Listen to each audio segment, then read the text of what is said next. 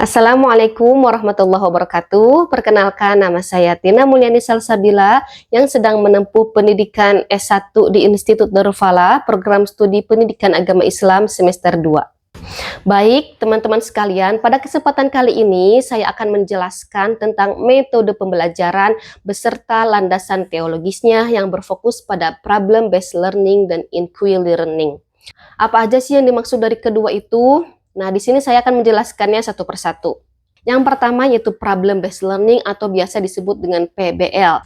PBL adalah model atau metode pembelajaran yang menggunakan masalah nyata sebagai awal pembelajaran, di mana metode ini peserta didik tidak diberikan jawaban langsung oleh sang guru, tetapi diminta mencari solusi sendiri, bisa melalui diskusi, analisis, atau pencarian informasi. Artinya, proses belajar dimulai dari suatu masalah, lalu peserta didik belajar memahami masalah tersebut, mencari penyebabnya, dan menemukan solusi yang tepat. Nah, setelah kita tahu apa itu problem-based learning, setidaknya kita juga harus tahu apa sih tujuan dari model pembelajaran tersebut. Setidaknya dalam problem-based learning ini memiliki 5 tujuan. Tujuan yang pertama yaitu untuk melatih kemampuan berpikir kritis, yang kedua untuk meningkatkan kemampuan memecahkan masalah, yang ketiga yaitu melatih kerjasama dalam berkelompok, yang keempat itu bisa untuk meningkatkan kemampuan dalam mencari dan mengolah informasi, dan yang kelima bisa membuat peserta didik itu lebih aktif dalam belajar. Lalu selanjutnya, bagaimana sih ciri-ciri dari problem-based learning ini?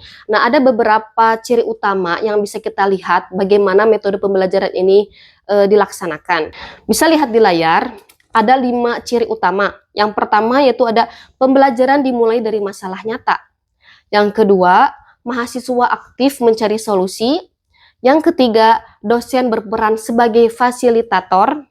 Yang keempat, dilakukan melalui diskusi dan kerja kelompok. Dan yang terakhir, menekankan proses berpikir dan analisis. Lalu bagaimana sih langkah-langkah dari problem-based learning atau tahapan pembelajarannya? Nah, di sini saya akan menjelaskan ada 5 tahapan dalam pembelajaran metode ini. Yang pertama itu mengidentifikasi masalah, yang mana mahasiswa diberi suatu masalah dan dipahami bersama. Yang kedua yaitu ada mengumpulkan informasi. Mahasiswa mencari data atau informasi yang berkaitan dengan masalah tersebut. Yang ketiga yaitu ada diskusi dan analisis. Nah, setelah menemukan informasinya, informasi tersebut didiskusikan untuk mencari apa penyebabnya dan bagaimana solusinya. Lalu yang keempat, menentukan solusi, yang mana mahasiswa itu menyusun solusi terbaik berdasarkan hasil analisis. Yang kelima yaitu ada presentasi hasil. Hasil diskusi dan solusi dipresentasikan di depan kelas. Nah, untuk lebih jelasnya saya berikan contoh. Contohnya pembelajaran lingkungan. Guru memberikan suatu topik masalah, kenapa sungai semakin banyak sampah plastik. Lalu peserta didik bisa langsung untuk mencari penyebabnya, mengumpulkan data, berdiskusi, dan memberikan solusi yang tepat untuk permasalahan plastik yang di sungai. Contohnya tuh bisa daur ulang plastik atau dengan cara edukasi masyarakat. Nah, kita sebagai pendidik harus tahu juga nih apa aja sih kekurangan dari metode ini untuk mengantisipasi ketika terjadi problem dalam pembelajaran tersebut. Setidaknya ada 3 kekurangan dari metode PBL ini. Yang pertama yaitu membutuhkan waktu yang lama.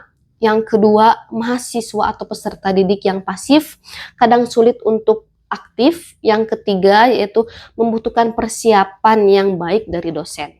Lalu selanjutnya metode yang kedua yaitu inquiry learning atau biasa disebut dengan IL. Di mana dalam metode ini peserta didik belajar dengan cara bertanya, mengamati, meneliti, lalu menarik kesimpulannya sendiri. Jadi si peserta didik itu tidak hanya menerima materi langsung dari sang guru, tetapi juga ikut aktif untuk menemukan jawaban yang diberikan pertanyaan dari sang guru. Nah, metode inquiry learning juga memiliki tujuan, setidaknya ada 5 tujuan juga seperti tadi problem-based learning. Yang pertama yaitu melatih rasa ingin tahu, yang kedua meningkatkan kemampuan berpikir ilmiah, yang ketiga melatih kemampuan meneliti, yang keempat membuat mahasiswa aktif belajar, dan yang kelima meningkatkan kemampuan menganalisis dan menyimpulkan. Lalu bagaimana sih ciri-ciri dari inquiry learning itu? Yang pertama, mahasiswa aktif mencari informasi. Yang kedua, yaitu pembelajaran dilakukan dengan penyelidikan. Yang ketiga, banyak kegiatan observasi dan eksperimen. Yang keempat, dosen atau guru membimbing proses belajar. Dan yang terakhir, menemukan penemuannya sendiri. Nah, untuk lebih jelasnya, saya berikan sedikit contoh tentang inquiry learning. Contohnya, seorang guru memberikan pertanyaan kepada peserta didiknya, apakah cahaya memengaruhi tanaman, misalnya gitu ya. Lalu peserta didik itu melakukan beberapa hal, seperti menanam tanaman di tempat yang gelap dan terang, lalu mengamati pertumbuhannya bagaimana, mencatat hasilnya, dan memberikan kesimpulan bagaimana cahaya itu mempengaruhi tanaman. Nah, seperti itu contoh kecilnya. Lalu inquiry learning juga ternyata memiliki kekurangan, di mana diantaranya yaitu membutuhkan waktu yang lama, sama seperti problem based learning. Yang kedua, memerlukan fasilitas dan alat pendukung yang lebih.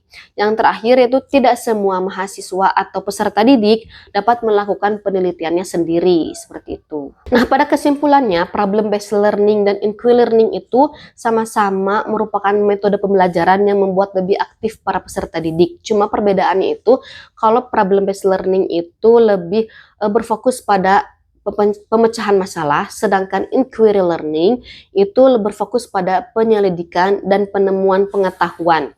Baik teman-teman sekalian, di sini juga saya akan memberikan landasan teologisnya berdasarkan hadis Nabi tentang problem based learning dan inquiry learning ini. Yang pertama yaitu landasan teologis untuk problem based learning. Hadis pertama yaitu ada khairun nas anfa'uhum linnas, yang artinya sebaik-baik manusia adalah yang bermanfaat bagi orang lain. Maknanya hadis ini menjadi dasar bahwa manusia dianjurkan untuk memberikan solusi dan manfaat bagi orang lain. Dalam PBL atau problem based learning ini, peserta didik dilatih memecahkan masalah nyata sehingga hasil pembelajaran dapat berguna bagi masyarakat. Lalu hadis yang kedua berbunyi, idza hakamal hakimu fajtahada tsumma asaba falahu ajrani wa idza hakama fajtahada tsumma akhta'a falahu ajrun. Yang artinya, apabila seorang hakim berijtihad lalu benar, maka ia mendapatkan 2 pahala. Jika ia berijtihad lalu salah, maka ia mendapat 1 pahala. Makna dari hadis ini menunjukkan bahwa pentingnya berpikir kritis dan berusaha mencari solusi terhadap suatu masalah.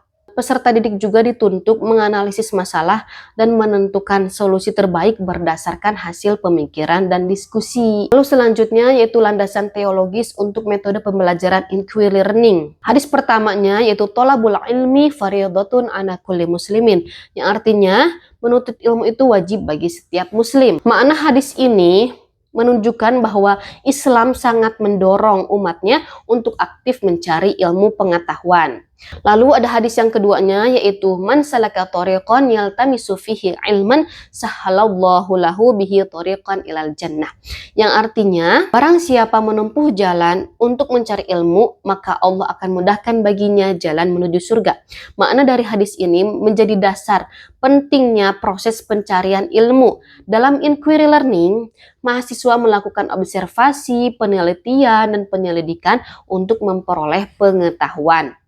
Lalu ada hadis yang ketiganya yang berbunyi fadlul alimi alal abidi kafadli ala adnakum, yang artinya keutamaan orang alim atas ahli ibadah seperti keutamaanku atas orang yang paling rendah di antara kalian. Makna dari hadis ini menunjukkan tingginya kedudukan orang yang memiliki ilmu dan pemahaman. Inquiry learning membantu mahasiswa memahami ilmu secara mendalam melalui proses penelitian dan penemuan. Nah, pada kesimpulannya, problem based learning dan inquiry learning memiliki hubungan yang kuat dengan ajaran Islam. Problem based learning atau PBL sejalan dengan ajaran untuk berpikir kritis, memecahkan masalah, dan bekerja sama untuk memberikan manfaat kepada orang lain. Sedangkan inquiry learning sesuai dengan ajaran Islam, yang mana Islam itu sangat mendorong kepada umatnya untuk mencari ilmu, meneliti, dan memahami pengetahuan secara mendalam. Dengan demikian, kedua metode pembelajaran ini tidak hanya bermanfaat secara akademik saja, tetapi juga memiliki dasar teologis dalam Islam. Baik teman-teman sekalian, mungkin sampai sini yang bisa saya sampaikan penjelasan tentang problem based learning dan IQ learning. Semoga dapat dipahami dengan baik dan maksimal. Terakhir, wassalamualaikum warahmatullahi wabarakatuh.